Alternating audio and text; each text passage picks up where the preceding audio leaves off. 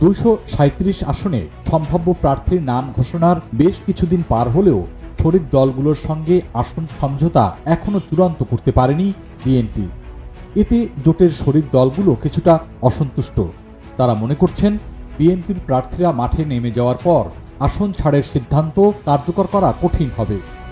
যদিও এনসিপি এখনও বিএনপি না জামায়াতের সঙ্গে যাবে সেটি স্পষ্ট নয়। বিএনপির শীর্ষ নেতারাও স্বীকার করছেন শরিকদের জন্য আসন চূড়ান্তে দেরি হলে দলের সম্ভাব্য প্রার্থীদের নিয়ন্ত্রণে রাখা কঠিন হবে, কারণ অনেক পরে স্বতন্ত্র প্রার্থী হিসেবে মনোনয়ন জমা দিতে পারেন, যা শরিক দলগুলোর জন্য বিব্রতকর পরিস্থিতি তৈরি করবে।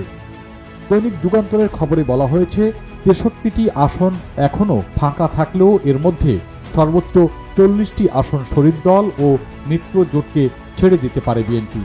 তবে জাতীয় নাগরিক পার্টি এনসিপি ও বাংলাদেশ খেলাফত মজলিসের সঙ্গে সমঝোতা না হলে শরিকদের জন্য আসন সংখ্যা কমে 23টিতে নেমে আসবে। বিএনপির স্থায়ী কমিটির সদস্য সালাউদ্দিন আহমেদ দৈনিক যুগান্তরকে বলেছেন, শরিকদের আসন নিয়ে জাতীয় স্থায়ী কমিটিতে আলোচনা হয়েছে। তাদের সঙ্গে বৈঠক করে খুব দ্রুত সিদ্ধান্ত নেওয়া হবে। যারা শরিকদের সঙ্গে লিয়াজো করছেন তাদের নিয়ে ভারপ্রাপ্ত চেয়ারম্যান কথা বলবেন। অন্যদিকে অন্তত 10টি শরিক দলের শীর্ষ নেতা জানিয়েছেন তাদের প্রত্যাশিত আসনে বিএনপির সম্ভাব্য প্রার্থীরা প্রতিদিন বিভিন্ন কর্মসূচি পালন করছেন। এতে শরিক দলের নেতারা নিজেরা মাঠে নামতে পারছেন না।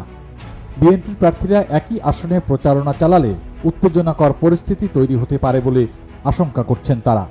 শরিকদের মধ্যে নিবন্ধিত কয়েকটি দলের নেতারা আরও বলেছেন, নির্বাচনে জোটে থেকেও নিজস্ব প্রতীক ব্যবহার করতে হবে, কিন্তু তাদের আসনে বিএনপির প্রার্থীরা এখনই ধানের শীষ প্রতীকে প্রচারণা শুরু করে দিয়েছেন। পরবর্তীতে আসন ছাড় দেওয়া হলেও ভোটারদের মনে অন্য প্রতীকের পরিচিতি তৈরি করা প্রায় অসম্ভব হয়ে উঠবে।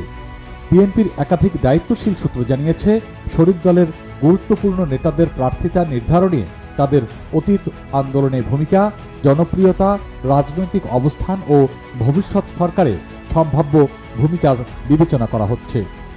এদিকে গণমাধ্যমের খবরে জানা গেছে, বিএনপির প্রার্থী পরিবর্তন নিয়ে নিজ দলের মধ্যেই বাড়ছে দ্বন্দ্ব সংঘাত।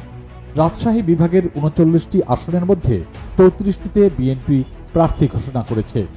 মনোনয়ন দেওয়ার পর থেকে আসনগুলোয় প্রার্থী বদলের দাবিতে মনোনয়ন বঞ্চিত নেতাদের অনুসারী নেতাকর্মীরা বিক্ষোভ সমাবেশ করছেন।